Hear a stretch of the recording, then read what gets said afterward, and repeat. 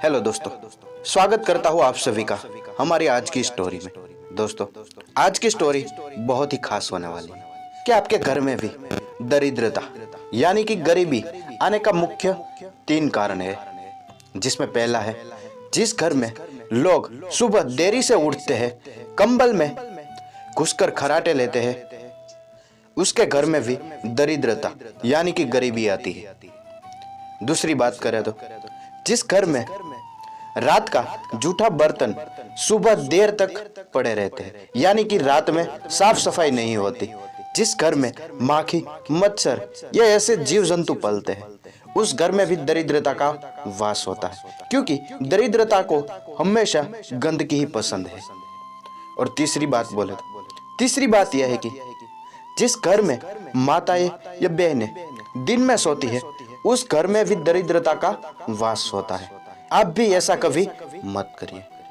और उसी के साथ ही आज की कहानी की शुरुआत करते हैं। लेकिन मैं आपको बता दूं, अगर आपको भी इस तरह की कहानी सुनना पसंद है, आपको भी ऐसे ऐसे ज्ञान चाहिए, तो आपको इस वीडियो को लाइक करना है।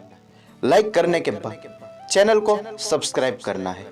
तो इसी के साथ ही शुरू करते हैं हमारी आज की इस कहानी। एक गरीब आदमी था। एक दिन वह राजा के पास गया और बोला, महाराज, मैं आपके कर्ज मांगने आया हूँ। कृपया कर आप मुझे 5,000 रुपये का कर्ज दें। मैं 5 वर्ष के अंदर आपके रुपये वापस कर दूंगा।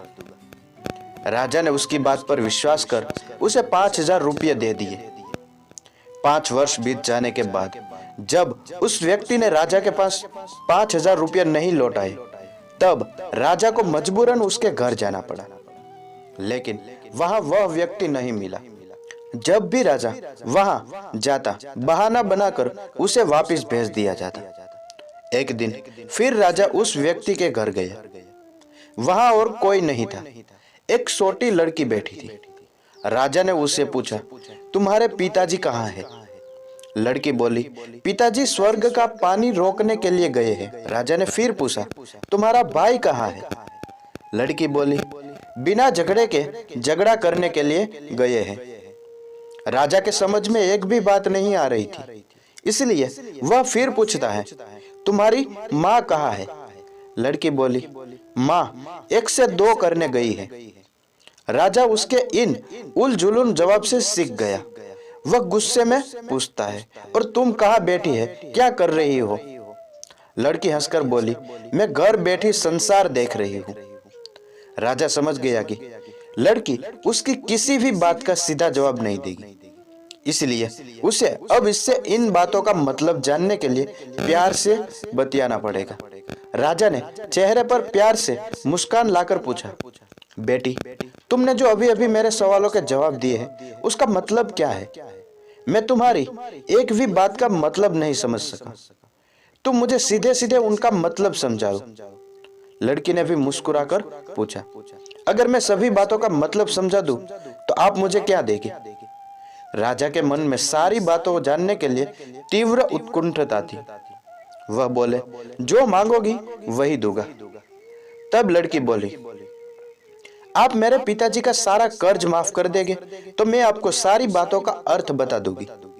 राजा ने कहा, ठीक है, मैं तुम्हारे पिताजी का सारा कर्ज माफ कर दूंगा। अब तो सारी बातों का अर्थ समझा दो। लड़की बोली, महाराज, आज मैं आपको सारी बातों का अर्थ नहीं समझा सकती। कृपया कर आप कल आए, कल मैं जरूर बता दूंगी। राजा अगले दिन फिर उस व्यक्ति के घर गया। आज वहां सभी लोग मौजूद थे। वह आदमी, उसकी पत्नी, बेटा और उसकी बेटी भी। राजा को देखते ही लड़की पूछी, महाराज, आपको अपना वचन याद है ना?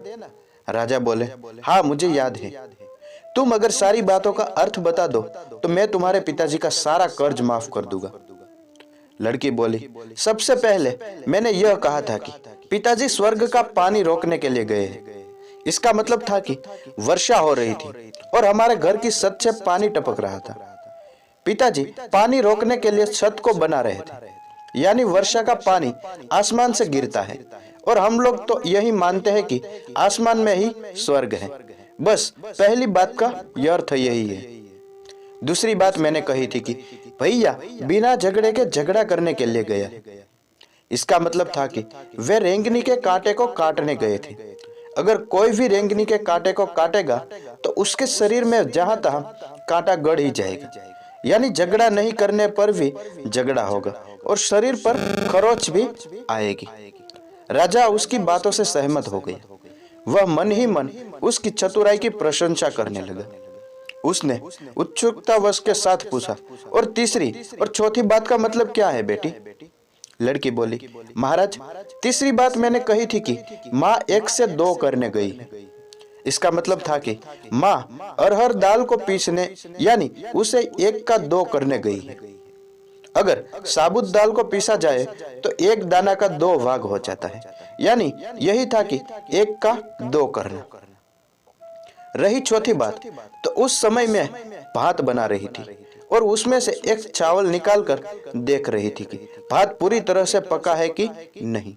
इसका मतलब है कि मैं एक चावल देखकर ही जान जाती है कि पूरा चावल पका है कि नहीं। अर्थात चावल के संसार को मैं घर बैठी देख रही थी। यह कहकर लड़की चुप हो गई। राजा सारी बातों का अर्थ जान चुका था। उसे लड़की की बुद्धिमानी भरी बातों से आश्चर्य में डाल दिया था। फिर राजा ने कहा, बेटी, तुम तो बहुत चतुर हो, पर एक बात समझ में नहीं आई कि यह सारी बातें तो तुम मुझे कल भी बता सकती थी, फिर तुमने मुझे आज क्यों बुलाया? लड़की हंसकर बोली, मैं तो बता ही चुकी हूँ कि कल जब आप आए थे तो मैं भात बना रही थी।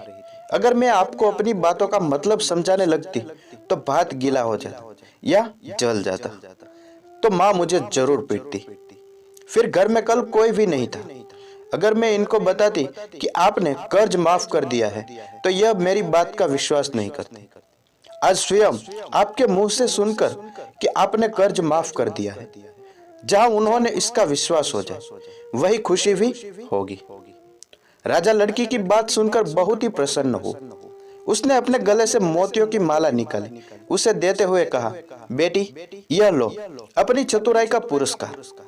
तुम्हारे पिताजी का कर्ज तो मैंने माफ ही कर चुका हूं। अब तुम्हें या तुम्हारे घर वालों को मुझसे बहाना नहीं बनाना पड़ेगा। अब तुम लोग निश्चित होकर रहो। अगर फिर कभी किसी चीज की जरूरत हो तो बेझिझक होकर मुझसे कहना। इतना कहकर राजा लड़की को आशीर्वाद देकर चला गया। लड़की के परिवार वालों ने उसे खुशी से गले लगा लिया। जी हाँ दोस्तों, ये थी आज की कहानी।